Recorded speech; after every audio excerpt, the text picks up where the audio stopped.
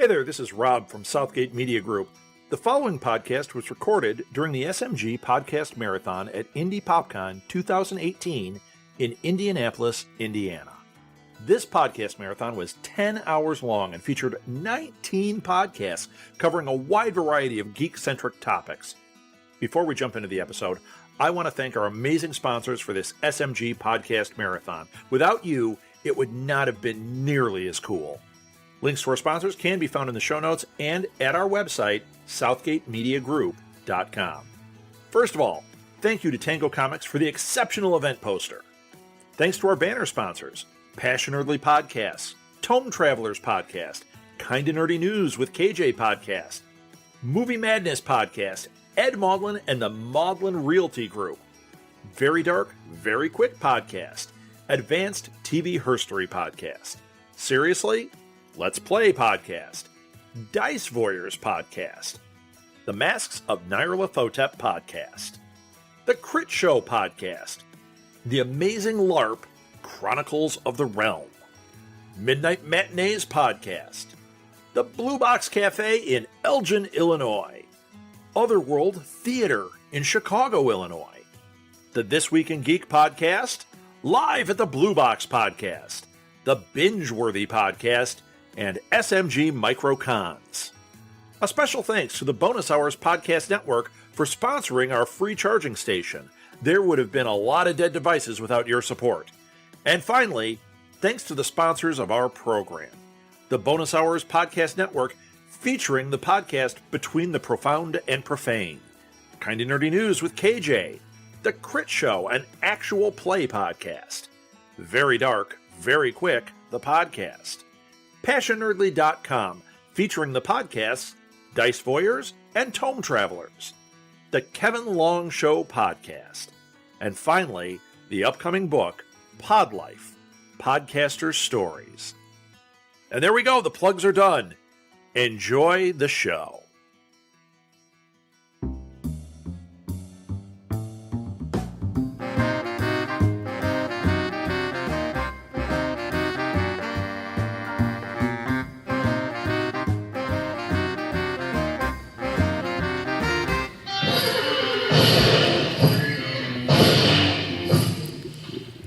There you go.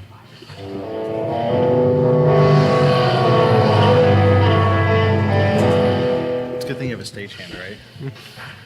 Love you.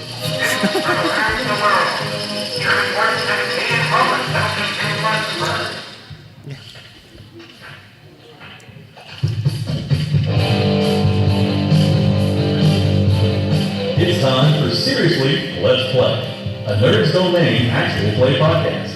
Each week, we'll be sending you part of a one-shot that covers a game on our list that we keep meaning to play and never find time for. Join Matt, the Thompsons, and John Quiett as they give you a small showing of what each system is like and tell a story that they put together themselves.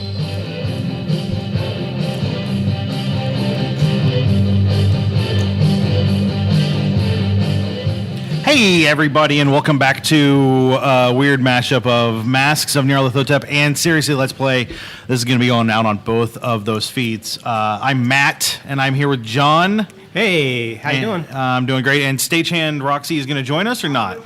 Yeah, Stagehand Roxy is working hard at doing some stuff.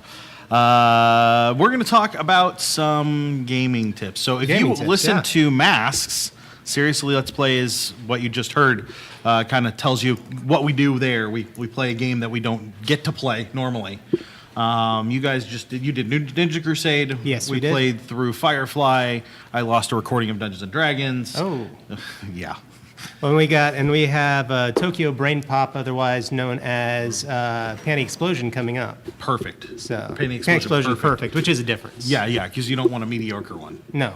You got to have. You want the whole explosion. Yeah. So if you're listening to Seriously Let's Play, Masks is our Call of Cthulhu podcast, and you should listen to that because it gets bad for people. There was maybe a whole elevator full of dead Nazis this last time that were mowed down by machine guns. Oh. While my character was unconscious because I got shot a lot. That's a common thing in the whole Cthulhu gaming is your characters are going to go down. Yeah, I took like 6 bullets. I feel very justified that I fought out that fight. So we're going to talk about DMing tips. Oh, yeah. Kind of just a quick, things that we do or things that we suggest people do, because I don't always do the things I suggest people do. Yeah. And you kind of go over those. So you have a whole document Yeah, this actually, is all fancy. my old gaming group that I used to have back in my college hometown, we did a whole interview amongst all the DMs of things that we thought were good ideas, and we put it all together in a document. Okay. And so I have some stuff here, and it's more towards D&D. Right. But game tips and game mastering is the same across the board, pretty much for the most part. Yeah. So you want to kick one off, or you want me to You go right ahead. I would say the first and foremost thing as a GM is to have fun.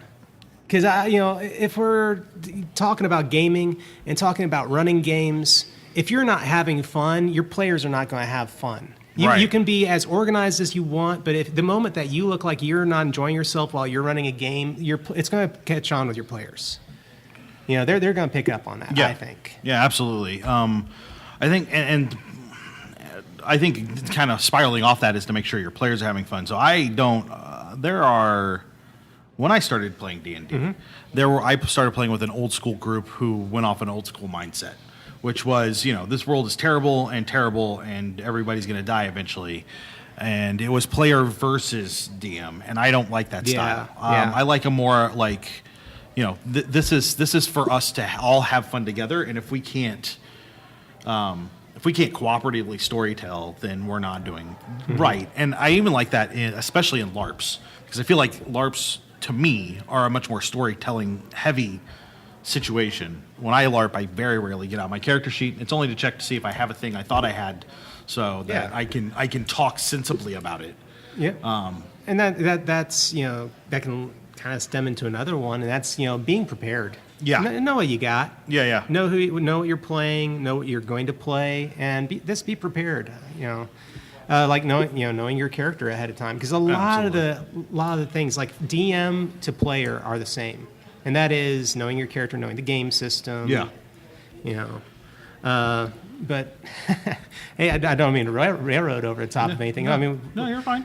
Well, anything else you got? Oh, I got all kinds of stuff. I could go down a list here at this point. I think for a long time, I always started big when it came to building. So I would build the world, then build a game in the world. And recently, I backed that up and gone the other way, mostly because of 5th edition. 5th edition has a very good DMG that is accessible for any game. So it doesn't have to be that one thing for Dungeons & Dragons, but they suggest you start very small. Oh, yeah. And then build out slowly from there. And I've flipped that around, and it becomes more cooperative building in that case, because it'll be like, okay, well, here's kind of the outline, and then somebody will be like, well, I want to be a wizard. And I'm like, well, wizards are kind of rare, because that's what I kind of set forth. He's like, that's cool. And I'm like, so we should get you apprentice to somebody, and then that builds a whole thing. Yeah. And so I've been very happy with my Hawkton setting, because some dude named Hawk made a town, so Hawkton. Oh, okay. Yeah. So starting small. Yeah. And so I started with Hawkton and built a little area around it that they can play in, and then if they get beyond that, then we'll get there. And that kind of captures that starting gamer mentality, because when you first start in a game, you have no idea. Like when I first started gaming, the game world that I entered into, one of the first ones was Greyhawk. Yeah. I knew nothing about the world. It was 2nd edition. The guy running it barely knew more than me. Yeah. And so you start small. You start off in your village, and you have your character ties close in, which a lot of modules recently have gone into the whole. You're the one, the lone wandering, almost Clint Eastwood character that shows up out of nowhere to fix the problems, and that just doesn't feel organic. Yeah. The other thing that I've been doing lately as a GM is I will put together a style sheet for my game, and I'll say this is what the theme is. These are some movies to watch to kind of grab hold of that theme.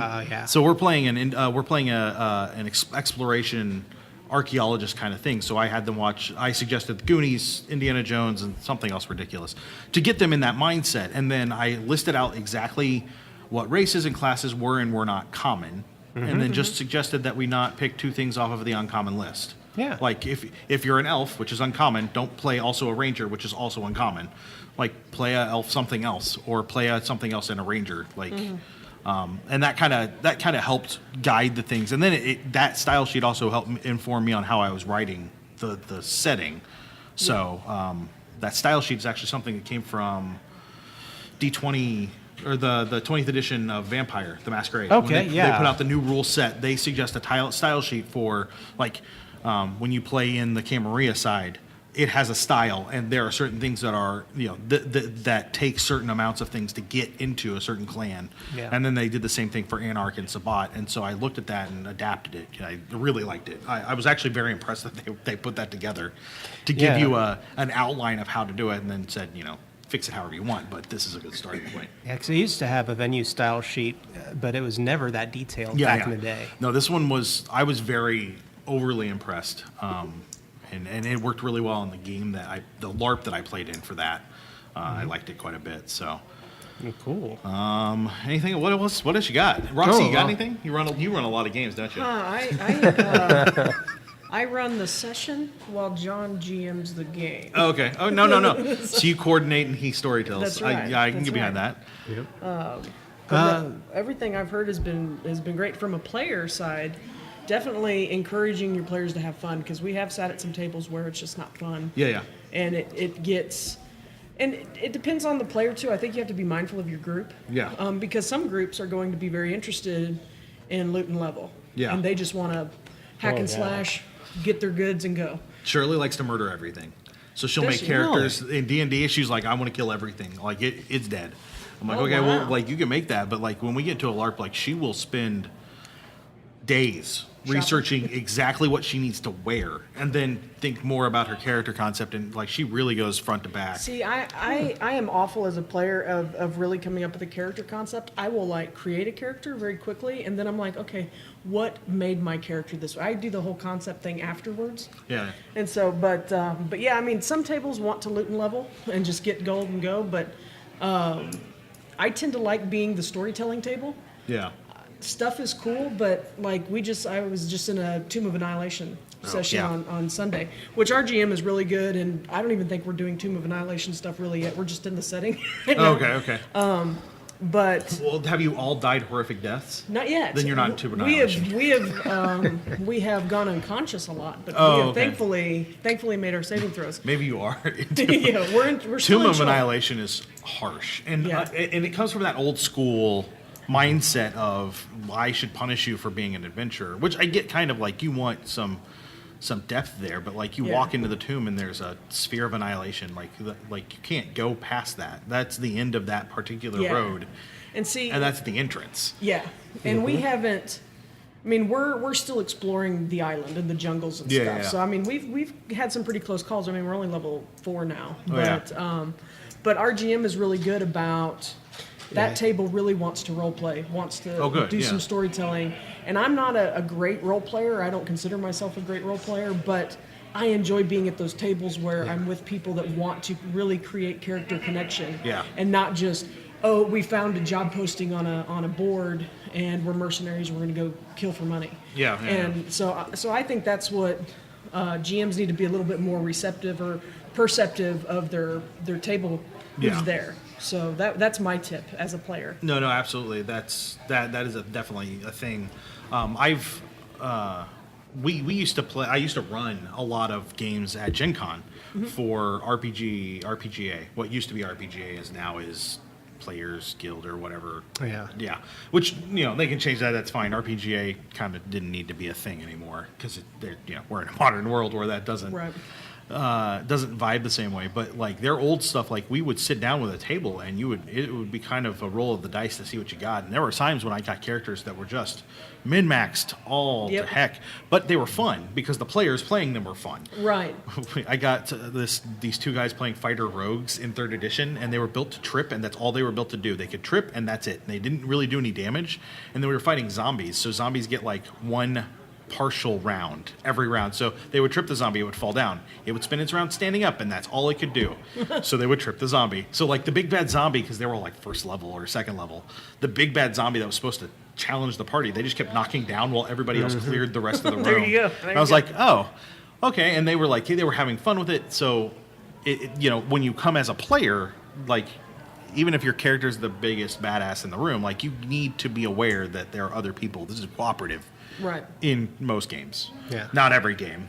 And even if it's not cooperative, it should still be cooperative. Because in competitive games, right. in stuff like Vampire the Masquerade, where you're working against each other, it's still cooperative. Because you're all telling a story together. Exactly. So. Mm-hmm. And see, like, my dad, he's new to gaming.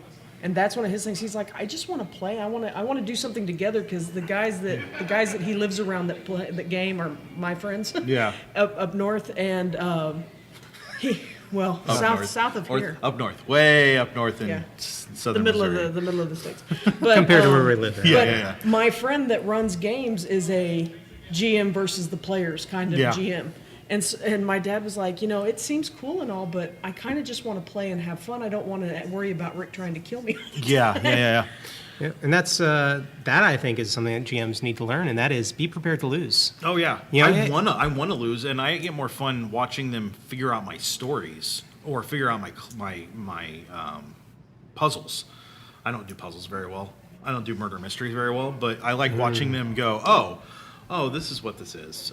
Some of my favorite role playing has come from the podcast. So like when in Masks, we've released it already, so I can talk about it. The players went to. So you listen to season 1. Yeah. They go back to the Miser House. Oh. That Captain Wilkerson now owns. Okay. And he's holding a party with the resurrected Nitocris. Oh. And so it's an English lord in England. And so they can't just go in guns blazing because it's a proper high society party. So like they had to work themselves in. And so we have one character who is not built to be social, but it's George. So it's George. And he's scarred and very, very obvious. And then a soldier and an occultist, and then a talkie guy. And the talkie guy did everything he needed to do. The soldier and the occultist got to do their thing. And then George just sat there, and then when I was like, so George, are you going to interact? He's like, yep. And then he just unloaded verbally until they won, until they pissed off the people enough that they lost their composure and broke the party, which was their whole plan. Yeah. So, like, I mean, there were some roles that night, but it was less about action and more about social interaction. Yeah. And I think it was one of our better episodes that we've ever done. Nice. Yeah. So, and then I got to shoot Rob in the chest with a magic bolt, and something started growing inside of him. That was fun too. So, and here's something to toss out with that, because when you're talking about large scenes like that and parties and whatnot, you're going to run into a situation where the GM is going to have to talk to himself. Right. Where you're playing multiple characters, and you're not only the host, but you're also the bad guy, and you're also this character over here who just happened to wander up. Yeah. And that's something I think GMs have to get comfortable with. Yeah, I do a thing where I have primary and tertiary, or primary, secondary, tertiary characters, and I will voice primary and secondary characters. Tertiary characters don't get a voice; they get a described action. Typically, so that way you delineate. Then I don't have to be 400 people at this party. I can be these crew of 6, and then everybody else is just whatever. I've also brought people in to play NPCs. So we brought back Father Grave from season 1 for season 2 as a contact for a character.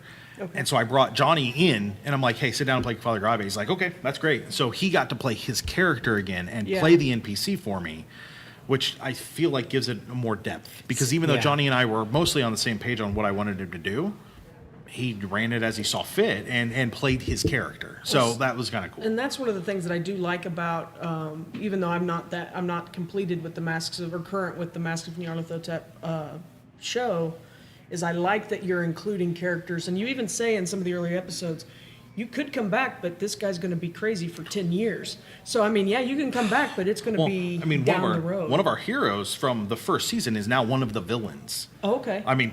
No spoilers. Wilkerson. Not there yet. Wilkerson dies? He's dead on where I am. Well, but by the time we get... have you got through season 1 yet? No. By the end of season 1, it gets bad. Okay. And Shirley cries on mic. Like, it's... Really? Not because I'm being mean to her, but because she's like, but I can't stop this. And I'm like, no, you could, but nothing good is going to come from that. Yeah. Your character's going to get only bad from that result. Okay. So No, she was like pretty that. upset, which she should have been. It was like there's no good ending in Call of Cthulhu. No, never. But we had a lot of characters that went nuts. And I think that's the thing is you also theme the game to your players. Absolutely. And go farther as to say, there are certain players like Rob sends me a message on Facebook. I'm like, hey, what'd you think of the last game? This is right before we went into the party. And he's like, yeah, it was fine. And I'm like, well, what are you thinking? And he's like, I like to be freaked out. I like to watch my character degrade over time and be impacted. And I'm like, okay. And the next time he gets shot with that ray and something starts growing inside him, he's like, this is great. And I'm like, you did ask for this. He's like, oh, I did. This is even better. like you have to look at what your players want and what they're going to enjoy the most. And it's not always feasible, but if you can put it in front of them and give that to them, it helps them be involved. And learning how to hook the players sometimes is honestly just a conversation of, well, what's keeping you from being involved? What's keeping you out of this game? And some GMs don't even ask questions. Yeah. I mean, it's just like, or if they get feedback, it's, I don't want to do that. That's not my story. That's not, and and I understand if that's not your story and it's like, I can't make that happen. Yeah. But some GMs are just like, no. Yeah. There's no reason. It's just, nope, not going to do it. It's tailoring the game to the players. And that's probably my biggest gripe with canned adventures. Your adventure modules, your paths, whatever. They will sometimes say the only way past this point is this one test. Yeah. Well, what if your characters never find that test? What if they instead they don't have even the ability to do that test? Well, so we're playing through Shadows of Atlantis for masks, and there's a point where it's like, spoiler, sorry, you go into the Underworld, and you have your soul weighed. Oh, wow. And I'm like, oh, okay, except one of the guys like literally was a Spanish revolutionary. So he may not pass that. One of the guys is known for doing bad things. He's not going to pass it. So I've got, and then one guy's spying on the American Armed Forces for the church, which is a good thing, but he's willing to do terrible, terrible things for them. Does he pass it? And then there's Shirley's character, who's mostly good. So, like, what do we do with that? See, and that's also the intricacies of the system where everybody's morally gray. Right. Even your good guys. Yeah.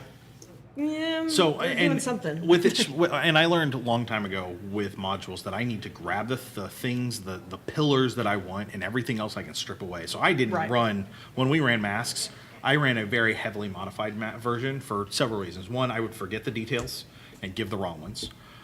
Two, I would give the wrong ones on purpose because I thought it worked a little bit better.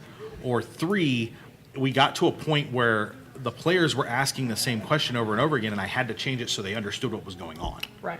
And that's not necessarily a bad thing. It's just, that particular module was written 15 years ago. Yeah. There's been a huge change in how modules are laid out and explained. And I think it's 6 chapters, and it is a thick, thick book. I mean, we're talking like 300 pages. It is not joking. Yeah. Same thing with Shadows of Atlantis. It's like, here's chapter 1. These 20 pages are the background of the city you're going to be in. And I'm like, seriously? But what? And they're like, here's the next 40 pages. That's the adventure you're running in the city. And I'm like, but good Lord. Like, this is one city. Yeah. So, it's a tough one. If you do find a module you like, it's just a matter of finding how to get it to work. It's been a little short, but we're kind of at our end. Let's talk about Tome Travelers and Voyeurs. Voyeurs. Jeez, Dice Nerds. I'm just gonna call it that. I mean, we are dice nerds. But we're also scoping out your dice. So, Tome Travelers, you guys are talking about older systems, right? Systems that are out of print. We have started to kind of incorporate some newer stuff because we've just had so many like Kickstarter games. Right. So we're kind of trying to do stuff that maybe people aren't always talking about, but even that may be newer. Cool. And we've also found that a lot of the stuff that we are considering out of print is PDFable. I mean, you can get virtually everything nowadays. At what point is it considered out of print? So we're kind of like, let's go ahead and let's change up what we're doing a little bit because we're trying, experimenting, seeing where that show goes. It's our more popular show though, so we'll see if affecting, changing the format does anything, but. Yeah. And then Dice Voyeurs, you guys look at gaming dice accessories. And gaming accessories. Yeah. We've done dice trays, dice bags. We Have done component collectors from like Dogmite Games. We did the Adventures kit from Tabletop Artisans. So we're trying to branch out a little bit. Dice cups, but and then dice companies people aren't normally aware of, like Kraken Dice and Dark Elf Dice, because. The Kraken Dice don't need our help anymore. They've blown up. So they just set for dice. They just set the Kickstarter record, going over $1 million. They went over $1 million for their latest dice Kickstarter. Yeah, we got the half and half dice from. John wrote at. I've seen them. I know what you're talking about. So the halfsies were like, it was like, we looked at those. If we hit our levels, you get a set of dice for $6, and I was like, sign me up. I had to spend like $70 to get to that point. But I also got like 9 or 10 or 11 sets. It was ridiculous. I was like, sign me up. I like a bunch of dice for cheap, and they looked pretty, and they came out not exactly what it was on the Kickstarter, but pretty close and really, really nice looking. Yeah. Gatekeeper Games. There it is. There you go. Man. So but that's where you can find us. Those are some good ones. So we have a new podcast coming up that is not gaming related, but I haven't even. We got. Just look at you guys just dumping information on me. I don't even know about. No, we talked about it. What's that one? Oh, you probably pattern recognition. Our Fringe yes. We're doing our Fringe rewatch podcast. So we've got about 6 episodes in the can. So I think maybe 8. I think we actually have 8 because we made it pretty far to the first season. We binged heavy. Watch. John is blown away. Have you not seen it before? John has never seen it. There's an episode in every season that changes the status quo, and it's the exact same number of every season. Oh, really? Yeah, and I don't remember the episode number, but it is amazing. And what's his name? The guy Walter Theophan. Yeah, he's amazing in that. Yeah. No, he's wonderful. And Joshua Jackson, I got a lot of range out of him instead of just being a two-dimensional character. Because he's the only guy that plays himself. Yeah, he's the honestly, only guy that plays the one character. Yeah. Everybody else gets a duplicate. Yeah, so I really, really love that show. And it gets really weird, and then it starts to normalize a little bit so you can understand what's going on. And then it just is like, nope, let's just turn that weird back on. Full force. Yep.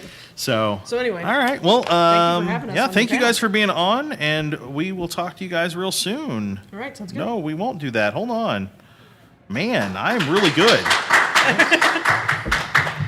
There we go. And